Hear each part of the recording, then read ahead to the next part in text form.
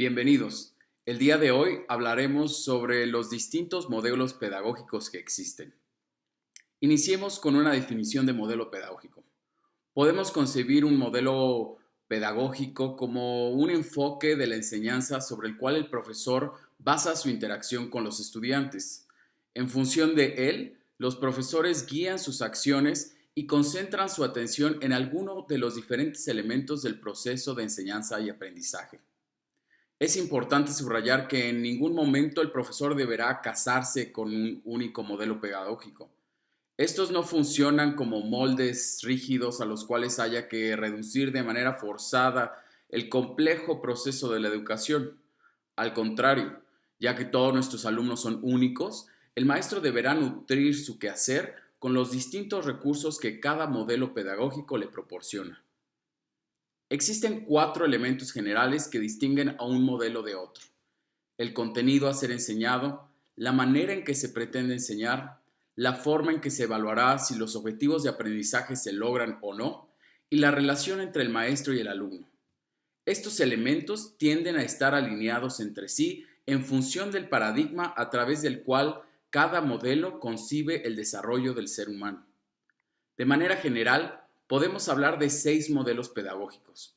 Cada uno de ellos obedece a un contexto social e histórico preciso que explica en gran medida sus características. Es por ello que el profesor deberá en todo momento tener en cuenta la realidad de sus alumnos, más allá del aula, antes de adoptar o implementar cualquier herramienta o estrategia didáctica que proporcionen estos modelos. El primer modelo que revisaremos es el modelo tradicional, también conocido como modelo de transmisión. Se le denominó así principalmente por el hecho de concebir a los alumnos como entes pasivos dentro del proceso de aprendizaje.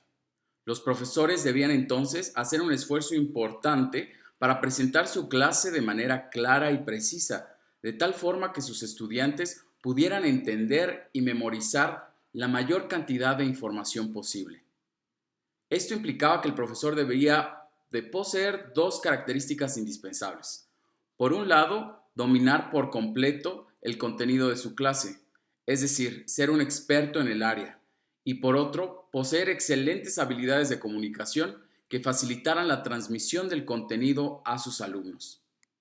Los alumnos, por su parte, debían desarrollar un sentido de autodisciplina y forjar un carácter que les facilitara la repetición ardua y la memorización de grandes cantidades de información, la cual era presentada principalmente de manera auditiva en cátedras en las cuales la comunicación era casi en su totalidad unidireccional.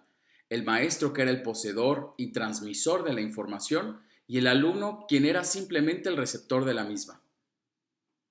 Para comprobar si los alumnos habían aprendido, estos eran sometidos a evaluaciones normalmente al final del curso, de tipo más bien sumativa, en donde simplemente se evaluaba la cantidad de información que el alumno había retenido y éste aprobaba o reprobaba simplemente. El modelo pedagógico tradicional presenta entonces importantes limitaciones que podemos resumir en dos. La primera es que la creatividad y la innovación de los estudiantes se veía reducida al mínimo, y estas son habilidades esenciales para el siglo XXI. En segundo lugar, al reducir la instrucción casi en su totalidad al medio auditivo, el modelo resultaba poco efectivo frente a la gran diversidad de estilos de aprendizaje. A pesar de ello, el modelo pedagógico tradicional sigue siendo ampliamente utilizado en casi todas las sociedades modernas, quizá más de lo que nos gustaría reconocer a nosotros los educadores. Esto no necesariamente es del todo negativo.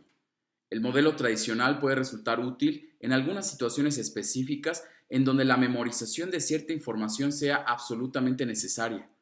Otros aspectos que se pueden rescatar de este modelo son la formación del carácter de los alumnos, así como la necesidad de que los profesores desarrollen buenas habilidades de comunicación. Este tipo de elementos son útiles independientemente del modelo pedagógico que se emplee en el aula.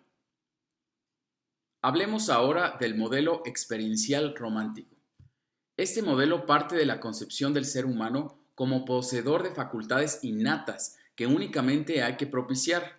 Por lo tanto, el alumno se convierte en un foco central del proceso educativo a quien deberá dársele plena libertad para explorar sus propios intereses y necesidades y encontrar por sí mismos las respuestas necesarias para su vida. Este modelo se caracteriza por tener una metodología activa, en el sentido de que el profesor no deberá proporcionar explicaciones que los alumnos más tarde deberán memorizar, sino que cada estudiante, a través de diferentes actividades sugeridas por el maestro, deberá hallar la solución a diferentes problemas. En congruencia con lo anterior, la evaluación no existe dentro de este modelo, o al menos no con la misma rigurosidad que tiene en el modelo tradicional. El modelo conductista. Este modelo se basa principalmente en los postulados teóricos de Pavlov y Skinner, quienes afirmaban que era necesario identificar las competencias observables en los alumnos y a partir de ello plantear objetivos de aprendizaje posibles de ser medidos. Estos objetivos podrían ser alcanzados a partir del uso de estímulos positivos como recompensas, reconocimiento, etc., así como estímulos negativos como el castigo y la sanción. A diferencia del modelo tradicional, el modelo conductista privilegia los ambientes de enseñanza más personalizados en los cuales el profesor debe evaluar no solo el resultado final, sino el punto de partida de sus estudiantes. Es decir, conocer cuáles son las habilidades y conocimientos con los cuales el alumno ya cuenta. El maestro en este modelo pedagógico tiene menor protagonismo que en el modelo tradicional y el alumno asume el rol más importante, debiendo tener una posición activa y consciente de su propio aprendizaje, el cual ocurre en función de la práctica y la repetición, el ensayo y el error. El profesor se limita entonces a fijar los objetivos de aprendizaje, guiar la práctica, corregir y estimular. El modelo conductista representa un avance sin duda respecto al modelo tradicional, en el sentido de que la concepción del aprendizaje contempla ya no solo el conocimiento en sí mismo, sino también el desarrollo de las habilidades, conductas, etc. en los alumnos. Es interesante notar que este modelo pedagógico surge de la mano de la Segunda Revolución Industrial, y en ese sentido la educación era concebida como un proceso para el desarrollo de habilidades encaminadas en su mayoría a la inserción adecuada de los alumnos al mundo laboral. Hablemos ahora del modelo constructivista. Este modelo se basa principalmente en las teorías de investigadores como Vygotsky. El constructivismo niega el hecho de que el aprendizaje se dé gracias a una fuente externa de conocimiento y propone que nuestros alumnos son los protagonistas de la propia construcción del conocimiento y habilidades. De acuerdo a este modelo, el contenido que se enseña debe ser significativo para el alumno. Esto quiere decir que el estudiante deberá ser consciente de la utilidad que el aprendizaje le reporta para su vida presente y futura. En este sentido, y a diferencia de los demás modelos, el profesor debe, en teoría, tener la responsabilidad y la facultad de adaptar tanto sus estrategias didácticas como los mismos objetivos de aprendizaje en función de las características de sus estudiantes. El rol del profesor, de acuerdo al modelo constructivista, es el de facilitador y proveedor de herramientas que habiliten a los alumnos para resolver problemas por sí solos. En este tenor, se deberá ser cuidadoso de mantener cierto equilibrio entre la exigencia y el rigor que el proceso represente para los estudiantes. Estos deberán siempre sentirse retados, pero sin llegar a sentirse frustrados por la dificultad excesiva del reto. El modelo constructivista es importante en general por fijar su atención no solo en el conocimiento, sino en las habilidades y las actitudes que el alumno debe desarrollar. Eso que hoy en día denominamos competencias.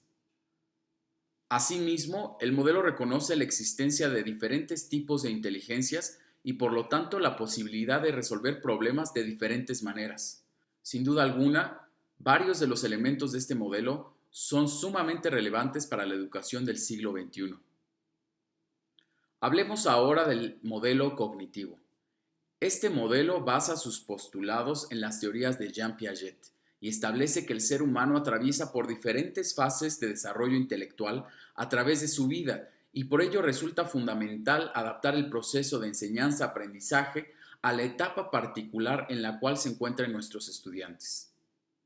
En este sentido, el papel principal del profesor es precisamente el de identificar en qué fase de desarrollo se encuentran sus alumnos y a partir de ello adaptar el proceso de aprendizaje. El profesor es entonces un facilitador y el estudiante el protagonista de este proceso. En consecuencia, y a diferencia de otros modelos, la atención a los objetivos de aprendizaje se diluye de cierta forma y se centra ahora en generar en los estudiantes estructuras mentales que les permitan adquirir conocimientos y habilidades por sí solos.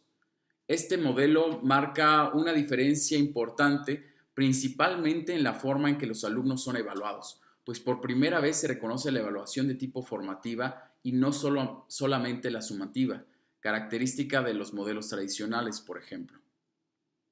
El modelo social cognitivo. Este modelo integra los aportes de investigadores sociales de la educación al modelo cognitivo. Estos aportes reconocen que el ser humano es parte de un complejo biopsicosocial y por lo tanto el aprendizaje no solo debe integrar cuestiones cognitivas, sino también fomentar habilidades, actitudes y valores que permitan a nuestros alumnos contribuir de manera positiva a su sociedad y al medio ambiente. Por lo tanto, el objetivo final de este modelo educativo no es únicamente el desarrollo intelectual del individuo, sino su desarrollo pleno e integral. Los contenidos, por lo tanto, dentro de este modelo deberán siempre estar contextualizados a la realidad sociocultural de los alumnos, ser pertinentes y significativos.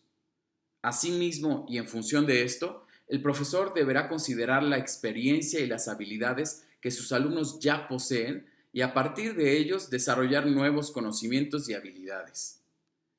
Desde un punto de vista metodológico, será sumamente importante fomentar el trabajo colaborativo y el aprendizaje participativo, en donde a través de retos y proyectos los alumnos hallen soluciones en conjunto a problemas prácticos y relevantes. La evaluación, por su parte, deberá contemplar no solo valores cuantitativos, sino también cualitativos, y ser formativa y no solo sumativa. El profesor ya no es solamente un facilitador, sino que es responsable de tener una relación horizontal con el alumno, de diálogo y sumamente contextualizada, a partir de la cual se construyan el conocimiento, las habilidades, actitudes y valores que permitan el desarrollo integral de los estudiantes.